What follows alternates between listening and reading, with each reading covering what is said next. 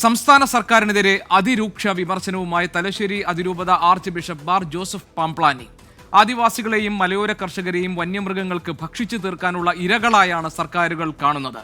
മലയോര കർഷകരെ നിശബ്ദമായി കുടിയിറക്കാൻ ബോധപൂർവ ശ്രമമുണ്ടെന്നും മാർ ജോസഫ് പാംപ്ലാനി കുറ്റപ്പെടുത്തി. ജീവനം മുട്ടിക്കാം, അവനെ ഇവിടെ ഇല്ലാതാക്കാം എന്നുള്ളത് വന്യമൃഗങ്ങൾ മാത്രമല്ല സർക്കാരും ചിന്തിക്കുന്ന സാഹചര്യം നിലവിലുണ്ട്. വൻകിട കുത്തക സംരംഭങ്ങള് നൽകുന്ന കാർബൺ ഫണ്ട് എന്ന മോഹന പ്രലോഭനത്തിന് മുൻപിൽ പലരും മയങ്ങി പോകുന്നുണ്ട്. അതുകൊണ്ട് തന്നെ ഇവിടെ വനവിസ്തൃതി വർദ്ധിപ്പിച്ചുകൊണ്ട് മലയോര കർഷകരെ നിശബ്ദമായി കുടിയിറക്കാനുള്ള ബോധപൂർവമായ ഒരു ശ്രമം നടക്കുന്നുണ്ട്. വന്യമൃഗശല്യം തടയുന്നതിന് കർശന നടപടി ആവശ്യപ്പെട്ട് പേരാവൂർ MLA സണ്ണി ജോസഫ് നടത്തുന്ന ഏകദിന ഉപവാസ സമരത്തിലാണ് മാർ ജോസഫ് പാംപ്ലാനിയുടെ ഈ പ്രതികരണം. സജോ ദേവസ്യ കണ്ണൂരിൽ നിന്ന് വിവരങ്ങൾ നൽകാനുണ്ട്. സജോ, മാർ ജോസഫ് പാംപ്ലാനിയുടെ പ്രതികരണം സർക്കാരുകളെ, അതായത് മാറി മാറി വരുന്ന സർക്കാരുകളെ ലക്ഷ്യമിട്ടാണോ, അതോ നിലവിലെ സാഹചര്യത്തിൽ ഇടതുപക്ഷ മുന്നണി സർക്കാർ ഒന്നും ചെയ്യുന്നില്ല, അവർ മറ്റൊരു വലിയ അജണ്ട നടപ്പാക്കുന്നു, മലയോര മേഖലയിൽ നിന്ന് ആളുകളെ കുടിയിറക്കുക എന്ന ഒരു അജണ്ട കൂടി വന്യമൃഗശല്യങ്ങളിൽ മതിയായ സുരക്ഷ മലയോര ജനങ്ങൾക്ക് നൽകാത്തതിന് പിന്നിലുണ്ട് എന്ന ആരോപണം ഈ സർക്കാരിനെതിരെ ഉന്നയിക്കുകയായിരുന്നു മാർ ജോസഫ് പാംപ്ലാനി?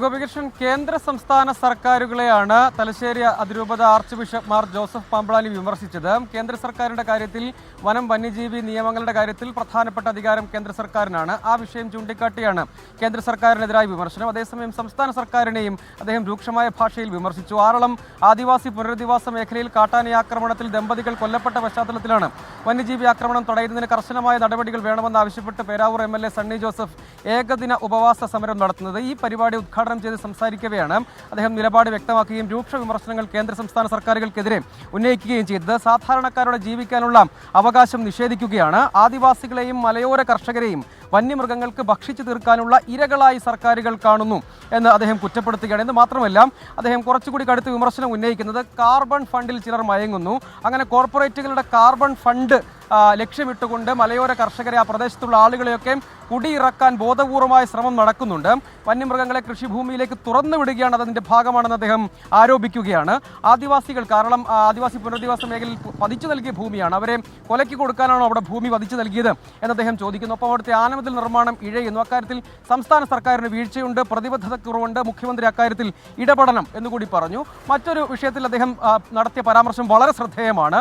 വനസംരക്ഷണം അല്ലെങ്കിൽ വനപാലനമാണ് വനപാലകരുടെ ദൗത്യം. കർഷകരുടെ അടുക്കളയിൽ വന്ന് കയറി ചട്ടി പൊക്കി നോക്കുകയല്ല, പാത്രം പൊക്കി നോക്കുകയല്ല എന്നൊരു പരാമർശം അദ്ദേഹം നടത്തി. അതിൻ്റെ കാരണമെന്നത് പലപ്പോഴും ഈ കാട്ടുപന്നിയെ മറ്റും കറി വെച്ചു എന്നതടക്കമുള്ള ചില കേസുകൾ തുടർച്ചയായി എടുക്കപ്പെടുന്നുണ്ട്. അതുൾപ്പെടെയുള്ള വിഷയങ്ങളെ പരോക്ഷമായി സൂചിപ്പിച്ചുകൊണ്ടാണ് അദ്ദേഹം പറഞ്ഞത് ഇക്കാര്യം വനം വകുപ്പ് മന്ത്രി ഉദ്യോഗസ്ഥരെ ബോധ്യപ്പെടുത്തണം. കർഷകരുടെ ഭൂമിയിൽ കയറി ഒരാളെയും മർദ്ദിക്കാനോ കസ്റ്റഡിയിലെടുക്കാനോ അനുവദിക്കുകയില്ല. ഇത് മാത്രമല്ല, ഈ പലപ്പോഴും വന്യമൃഗങ്ങൾ കൃഷിഭൂമിയിലേക്ക് ഇറങ്ങുമ്പോൾ അവിടെ ഏതെങ്കിലും തരത്തിൽ അപകടം പറ്റുകയോ കെണിയിൽപ്പെടുകയോ മറ്റോ ചെയ്താൽ കേസുകൾ വരുന്നുണ്ട്. ഇവിടെ മാത്രം കാക്കയങ്ങാട് സമാനമായ ഒരു കേസ് സമീപകാലത്ത് കണ്ണൂരിൽ തന്നെ എടുത്തിട്ടുണ്ട്. അതൊക്കെ സൂചിപ്പിച്ചുകൊണ്ടാണ് വനം വകുപ്പ് ഉദ്യോഗസ്ഥരെ വനത്തിലെ കാര്യങ്ങൾ മാത്രം ചുമതലപ്പെടുത്തണം, അതിന് പുറത്തേക്ക് കർഷകരെ ദ്രോഹിക്കരുത്, ഇനിയും അങ്ങനെ കസ്റ്റഡിയിൽ എടുക്കാനോ ദ്രോഹിക്കാനോ അനുവദിക്കില്ല എന്ന് പറയുകയാണ്. മറ്റൊരു പ്രധാനപ്പെട്ട പരാമർശം, ഈ കർഷക ഭൂമിയിൽ, അതായത് വനത്തിന് പുറത്ത് പെറ്റുപെരുകുന്ന വന്യജീവികളെ അല്ലെങ്കിൽ മൃഗങ്ങളെ വന്യമൃഗങ്ങളായി കണക്കാക്കേണ്ടതില്ല, അവയുടെ ഉത്തരവാദിത്തം കർഷകന് വിട്ടു നൽകണം, സ്വയം സംരക്ഷണത്തിനുള്ള അവകാശം ആ നിലയ്ക്ക് നൽകണം, കർഷകർക്ക് തോക്കിനുള്ള അപേക്ഷ അവർ നൽകുകയും അതിന് ലൈസൻസ് അനുവദിക്കുകയും വേണം. ആ മേഖലയിലുള്ള ആളുകൾക്ക് തുടരാൻ കഴിയുന്നില്ല. അതിൽ സംസ്ഥാന സർക്കാരിന് ചെയ്യാൻ കഴിയുന്ന കാര്യങ്ങളുണ്ട്, അത് സംസ്ഥാന സർക്കാർ ചെയ്യണം. വനം വകുപ്പ് ഇക്കാര്യത്തിൽ കുറെ കൂടി മനുഷ്യപക്ഷത്ത് നിൽക്കണം. വന്യമൃഗങ്ങളും സർക്കാരും ഒരേപോലെ കർഷക വിരുദ്ധ പക്ഷത്താണ് എന്നതാണ്. അതായത് വന്യമൃഗങ്ങളോട് സർക്കാരിനെ കൂടി ഉപയോഗിക്കാൻ അദ്ദേഹം ശ്രമിക്കുന്നു. ഇക്കാര്യത്തിൽ സംസ്ഥാന സർക്കാരിനെ മാത്രമല്ല കേന്ദ്ര സർക്കാരിനെ വനം വന്യജീവി നിയമത്തിന്റെ കാര്യത്തിൽ കുറ്റപ്പെടുത്തുകയും ചെയ്യുന്നുണ്ട് അദ്ദേഹം.